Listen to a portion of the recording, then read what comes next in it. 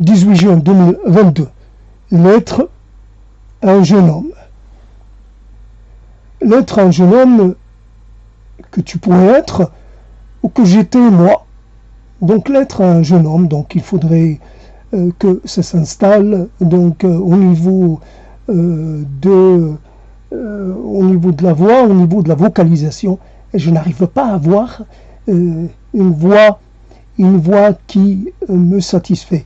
En attendant que cela se produise, donc je vais continuer sur cette, j'allais dire, tessiture un peu basse à mon goût, mais voici un sujet qui peut nous embarrasser, c'est celui de notre rapport à notre voix et l'usage que nous en faisons et le pouvoir qu'elle nous accorde ou pas. Nous sommes dépendants de ces intermédiaires que sont la voix, que sont, j'allais dire, une forme de magnétisme, l'aspect de notre corps, notre origine. Nous sommes dépendants. Notre accent, l'accent que nous pouvons aussi avoir dans la langue, en dehors du fait que nous articulons de façon qui incite à ce qu'on soit écouté. Il faut installer sa voix. Cela ne vient pas de façon automatique. Quelquefois, cela a besoin d'être travaillé. Donc la voix, oui, on voit que plus on travaille une chose, un organe en l'occurrence, qui est la voix, plus nous voyons les choses s'améliorer. Donc la vertu, la valeur, la vertu du travail, la vertu de la persévérance, la vertu de la motivation et de l'engagement. Un projet comme un autre. Donc, une des choses sur laquelle nous pouvons insister, c'est d'amener ces projets jusqu'au bout, de les faire aboutir. Et ce n'était pas du tout la chose à laquelle je voulais faire allusion, mais ça m'a un peu pris tout ce temps juste pour essayer de ne pas trop être préoccupé par mon ton à moi et ma voix qui ne m'enchante pas, qui ne m'aide pas, qui n'est pas un bon auxiliaire pour moi. En cet instant, quelquefois, elle est plutôt mon alliée, elle est mon alliée quelquefois dans le français. Par contre, elle est mon alliée quand je parle ma langue maternelle. Je n'ai pas ce problème-là. Évidemment, je parle ma langue maternelle avec l'accent de ma région de naissance, mais c'est une autre paire de manches. Voici donc adresse ou lettre un jeune homme. L'état de jeune homme n'est qu'un état transitoire. Ce n'est pas un état permanent, quoique on puisse en dire il est toujours resté jeune, il est jeune d'esprit. Ce n'est pas la question. La jeunesse n'est d'ailleurs pas n'est pas une chose à valoriser en soi.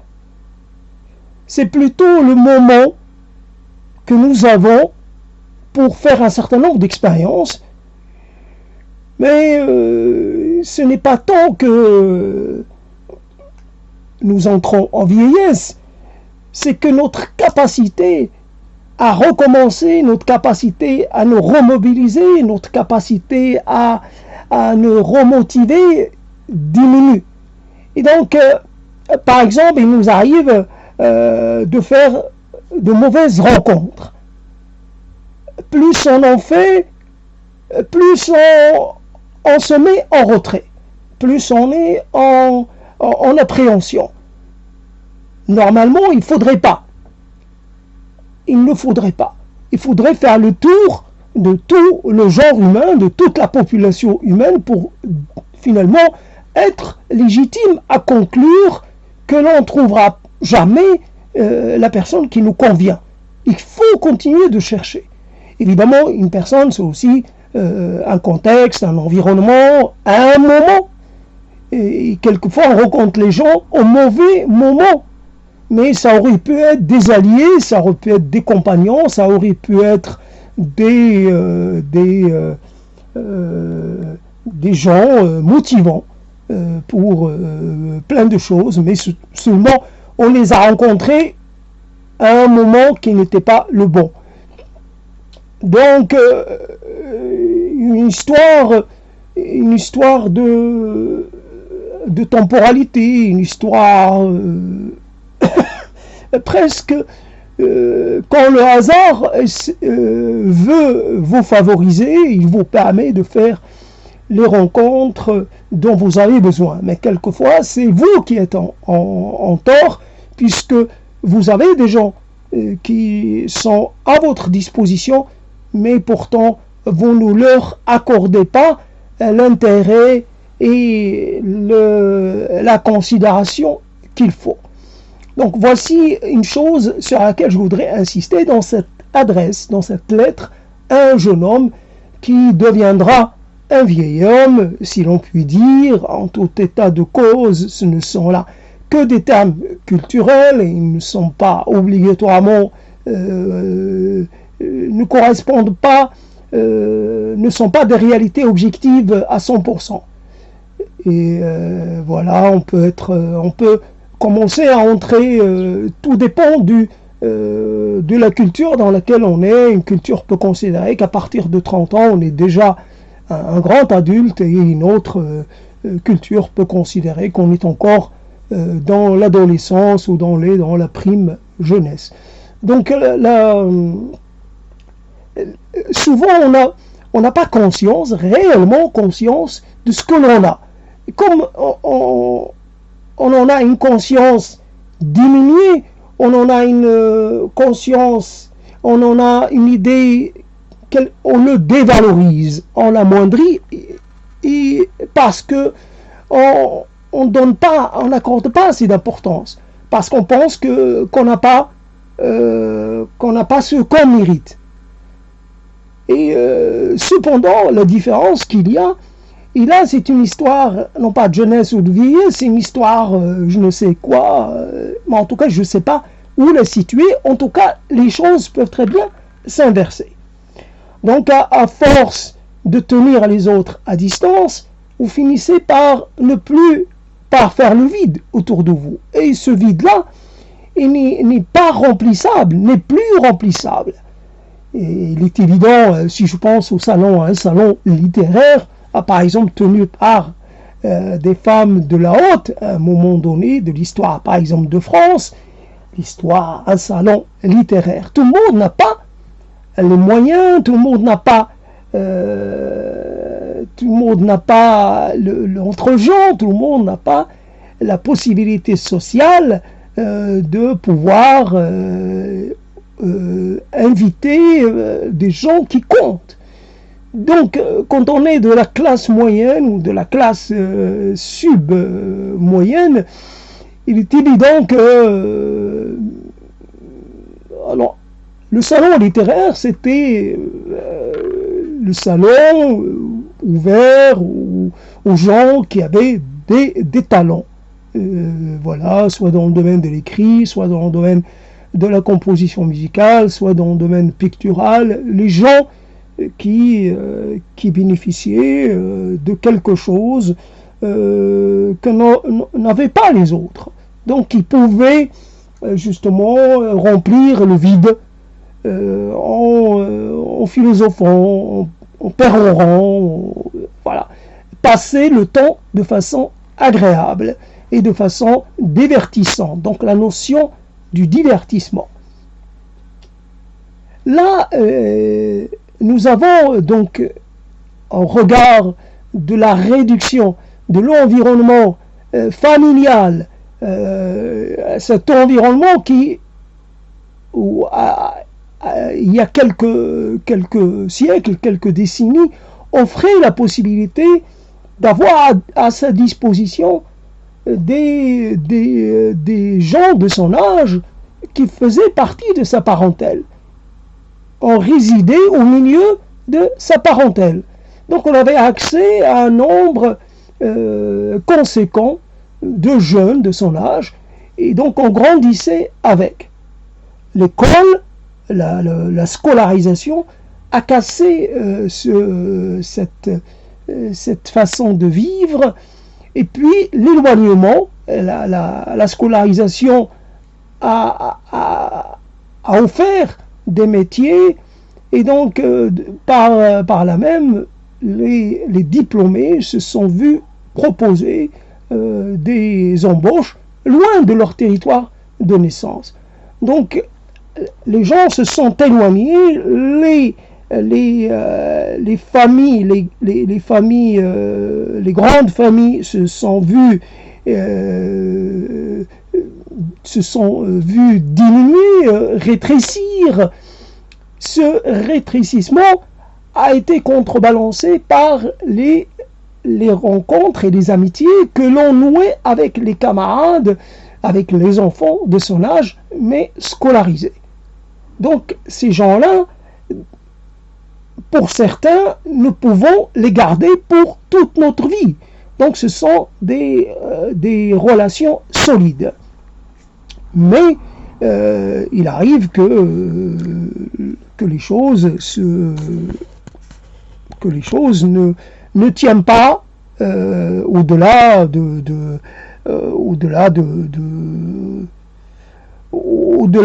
l'enseignement primaire et secondaire, que l'on se sépare à l'entrée de la, comment dire, à l'entrée dans l'activité, parce que géographiquement, parce que les destins divergent. Donc l'idée est que quelque part, un jeune est dans un environnement. Souvent, il a tendance à trouver des tas de choses à reprocher à cet environnement. Il est plutôt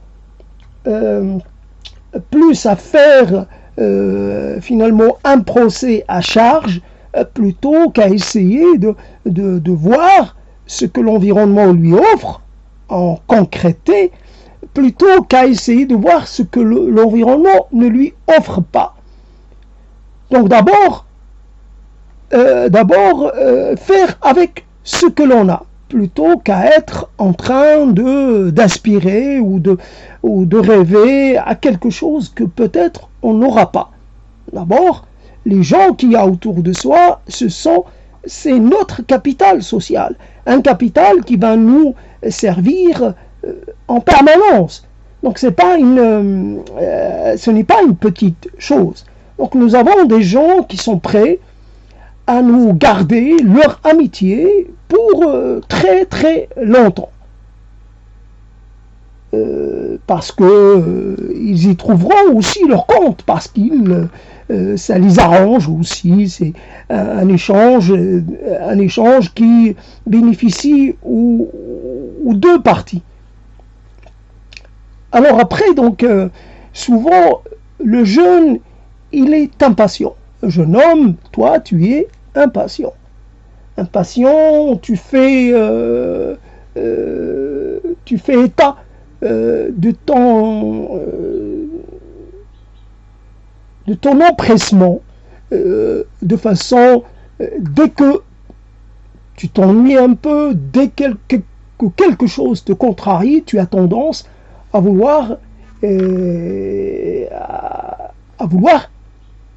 en tout cas à désirer être ailleurs, avec d'autres gens. Seulement, d'autres gens, qu'est-ce que tu feras? Qu'est-ce que tu es prêt à faire pour qu'ils t'admettent avec eux? Il y a des sélections, il y a des hiérarchies, il y a des processus d'intégration, il y a des examens, etc. On n'entre pas dans dans un groupe si on n'est pas jugé apte, si on n'est pas jugé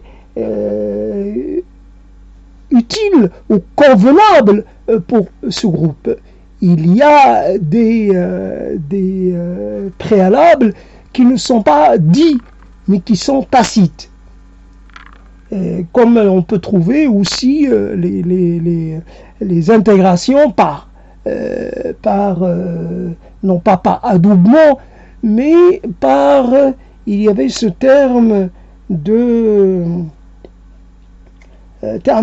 qui veut dire que l'on est pris que si on est présenté par quelqu'un. Donc j'ai oublié ce terme. Donc on ne peut pas être accepté parce que on se présente. Il faut d'abord être parrainé en quelque sorte. Alors j'ai oublié le terme exact, mais il y a un terme précis pour ce genre de comportement social. Donc si on est quelque part, ce n'est pas pour rien. C'est parce qu'on a été conduit. C'est parce qu'il y a un processus. Et donc, il faut d'abord marquer une forme de contentement et voilà, faire en sorte que d'utiliser ce qui vous est proposé jusqu'à épuisement. Voilà, donc renforcer les relations, obtenir de plus grands engagements,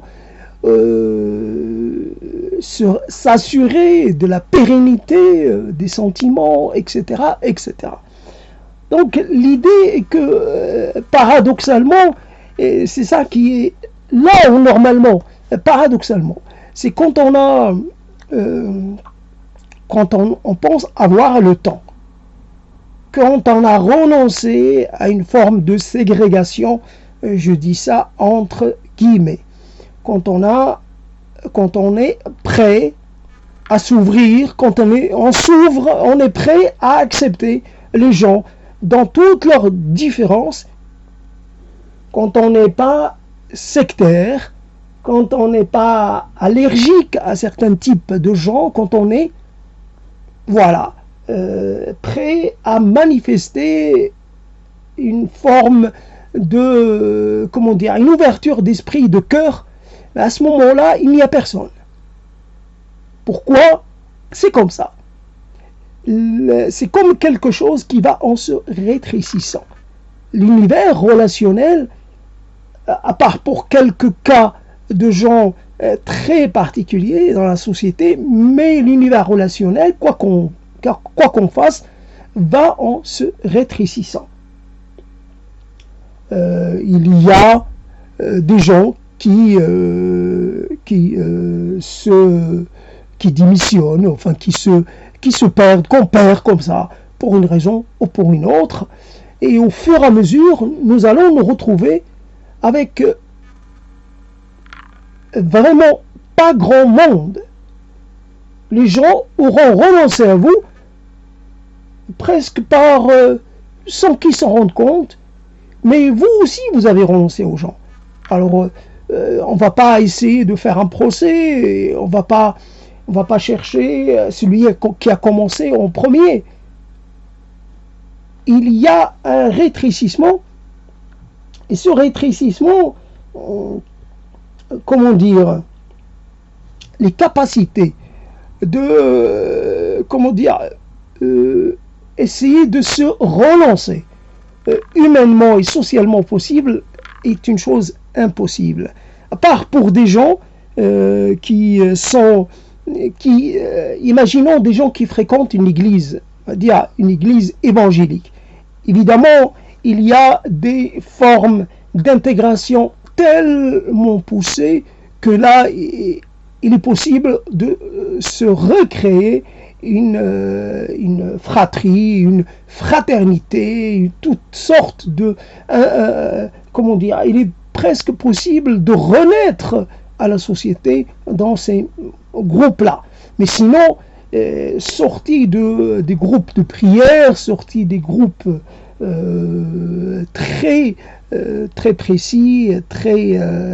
il n'est pas possible. Il n'est pas possible de faire la rencontre parce que soi-même, on est, quoi qu'on dise, on est sur la réserve. Donc, quoi qu'on fasse, quoi qu'on dise, on est sur la réserve. Même si on dit qu'on est ouvert, qu'on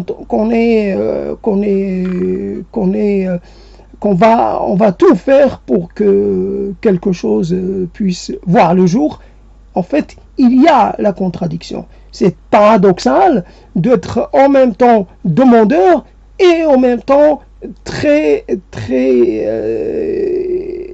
réservé, très vigilant.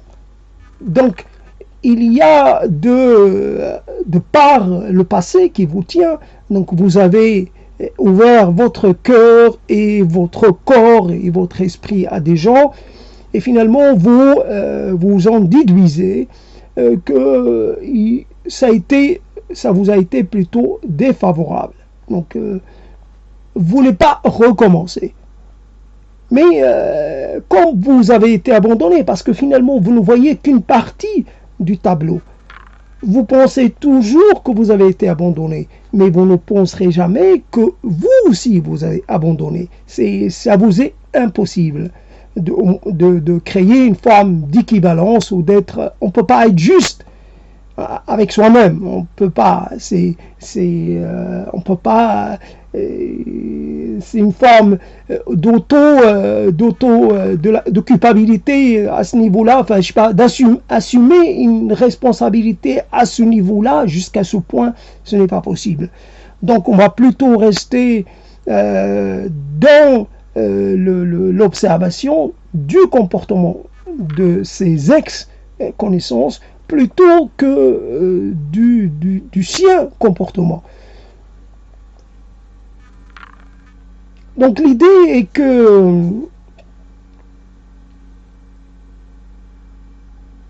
après il y a moi qui vous parle, je suis issu d'un milieu ou d'une époque qui avait ces codes, et donc l'époque, évidemment les codes changent en fonction de l'époque. Il est possible qu'il y a d'autres éléments qui interviennent et que je n'arrive pas à prendre en compte. En tout cas, il y a cette idée de vouloir privilégier la quantité plutôt que la quantité, la qualité plutôt que la quantité. Donc finalement, quand on essaie de faire un peu, d'aller du côté de la qualité, à ce moment-là, déjà, on va vers l'échec. La qualité n'est pas une chose, considérer les relations humaines d'un point de vue qualitatif n'est pas pertinent. Une relation humaine, c'est quelque chose de très variable, très dynamique, ça change, ça se modifie, ça se module. Quelquefois on y trouve son compte, quelquefois non, mais ça a tendance à amener du neuf, à amener de nouveau. À quelqu'un que vous connaissez vous présente un jour quelqu'un, et donc il vous permet de rencontrer une personne que vous n'aurez jamais rencontrée. Il est possible que quelque chose naisse de cette rencontre faite par l'intermédiaire de quelqu'un d'autre. Donc, il y a un potentiel. Il faut considérer les relations humaines en termes de potentiel. Potentiel favorable. Il y a toujours ce potentiel plutôt qu'un potentiel négatif. Il y a ce potentiel positif qui attend d'être exploité, qui attend d'être utilisé au bon moment, au bon moment et de la bonne manière. Donc l'être un jeune homme, il est évident que installer quelque chose, et donc oralement, est assez difficile. C'est pénible pour moi, et j'imagine que c'est pénible pour vous, c'est peut-être pas compréhensible, mais c'est là. Alors comment, dans le chaos quelque part, dans le désordre que peut être, dans lequel on peut être à un moment donné, suite à une interaction sociale. Donc moi je viens de vivre une interaction sociale, deux qui m'ont été défavorables, et donc finalement, micro, est-ce qu'il est possible de parler micro? Mais oui, micro, plus un simple micro. Mais ce sont là que des micros. Est-ce qu'il est possible de parler des interactions sociales en ces termes-là, en utilisant ces instruments de mesure que sont le micro? Non. Et pourtant, ça aide soit à comprendre. Mais normalement, quand on parle au micro, on a besoin de contrebalancer par un macro, mais quelque chose de plus ordinaire, d'une dimension ordinaire, normale. Il y a le micro qui est anormal, mais on peut comprendre qu'il peut y avoir des micros à un moment donné, mais ne connaître que des micros, et en plus des micros extraordinairement rares. Voici comment on finit sa vie. Alors, c'est le constat. À un moment donné, il y a un terme qui est celui du bilan. Le bilan, on parle du bilan de compétences, on parle de tas de bilans, mais il faut faire des bilans. Bilan d'étapes, évidemment, ça peut être des bilans de fin de carrière, de fin de vie, mais on peut faire des bilans d'étapes. À un moment donné, vous constatez, au vu d'un certain nombre d'observations, que vous n'êtes pas en capacité de vous exprimer au mieux dans un contexte social, culturel, économique particulier. Donc, il faudrait, parce que les conditions qui vous ont poussé à faire ce genre de conclusion, ce genre de bilan, ces conditions-là ne risquent pas de changer. Quelquefois, elles se dégradent. Et donc, il faudrait changer. Alors, soit carrément aller dans un contexte, donc quelque part là où il n'y a personne, comme ça, ou alors il faut aller ailleurs, où les gens ont des relations qui peut-être se déroulent différemment. Comment faire? Comment savoir que quelque part il y a une façon de faire, une façon de vivre, une façon d'être qui va nous arranger beaucoup plus que là où nous sommes, qu'ailleurs. Comment savoir? Et on peut faire des observations à partir de ce qui est notre vécu, mais quant à faire des observations sur quelque chose que nous n'avons pas, que nous ne connaissons pas concrètement, c'est un peu courir des risques. Donc comment savoir que l'on va être mieux, quelque part? L'élément humain, pour certains, la capacité d'interagir, la quantité d'interaction, finalement, la profondeur, l'intensité de ces interactions. Si on suppose, dans certaines sociétés, l'interaction que vous avez principale, c'est avec votre compagne, et peut-être avec quelques collègues de travail et peut-être avec quelques membres de votre famille qui peuvent généralement se trouver assez éloignés de vous. Donc l'interaction, cette interaction que vous avez avec une seule personne, c'est insuffisant. Il faudrait pouvoir avoir accès aux gens de façon illimitée. De façon, c'est-à-dire, il faut, si vous le décidez, vous allez quelque part, vous allez interagir. Vous allez interagir le temps de prendre un verre, une demi-heure, une heure et demie, interagir. Soit un lieu que vous connaissez déjà, qui vous est familier, soit un milieu que vous ne connaissez pas. Mais en général, vous êtes facilement intégré. Il est possible que la personne qui se trouve à côté de vous vous intègre, vous invite à sa table. Soit ce sont deux personnes, puis à un moment donné, ils voient que vous les écoutez, ils vous invitent. Soit là c'est possible. Et donc, soit vous allez quelque part dans un milieu, peut-être, ça dépend du milieu que vous cherchez. Il y a des milieux dans lesquels l'interaction est presque immédiate. Vous pouvez interagir très, très rapidement.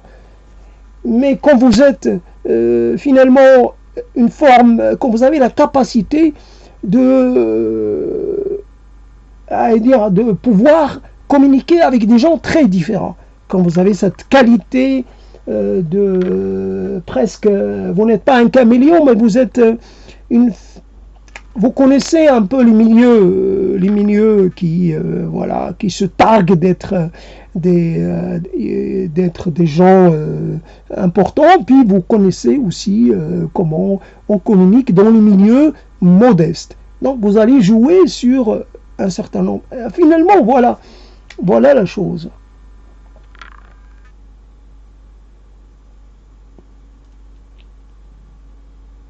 Un problème qui surgit, qui est là assez récurrent, c'est celui de la prise de décision. Certaines décisions, nous les prenons de façon assez précipitée, sous l'influence d'un certain nombre de réactions où quelque chose s'est produite et elle me conduit à déclarer une rupture. La rupture, à tête froide, à tête reposée, oui, d'accord, il faut que j'argumente pour ou contre. Je ne dois pas m'engager dans quoi que ce soit avant d'avoir réfléchi. Seulement, ce n'est pas possible. On réfléchit des années plus tard, des décennies plus tard. Mais on ne réfléchit jamais avant de rétorquer, avant de riposter, avant de s'engager, dans un processus de défense, défense de sa propre valeur, une défense qui souvent est dans l'instant.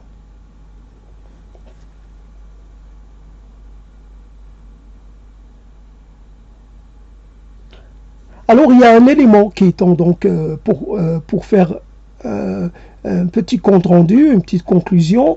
Il y a des éléments qui dépendent de vous, il y a des éléments qui ne dépendent pas de vous, donc qui ne dépendent pas de toi, le jeune homme. Il y a des choses qui dépendent de toi personnellement, ta situation dans la famille, ta famille elle-même, la psychologie de tes parents, et puis ton entourage, etc., les enfants de ta famille, et un certain nombre de choses. Et puis, il y a la condition. Ça ne dépend pas de toi. La condition sociale, les habitudes de ta famille, si ta famille est une famille très sociable, etc., on peut hériter de ce talent de socialisation, de cette capacité à finalement à faire venir les gens à soi. comment se retrouver finalement indispensable, se rendre indispensable. Et ça, c'est une question importante. Comment se rendre important? Comment se rendre indispensable? Comment se rendre utile? Comment se rendre extraordinairement? Voilà. Donc, comment avoir suffisamment de gens autour de soi. Alors à un moment donné, on va dire, oui, suffisamment, ça ne veut rien dire. Il faut accepter la quantité, parce que finalement, cette quantité est quantité aussi énorme qu'il puisse être, parce qu'elle va se réduire. Donc, on ne sait pas qui va vous rester fidèle. Alors, pas dire, c'est ça le problème. Donc là, c'est une sorte d'entraînement. Je vais recommencer.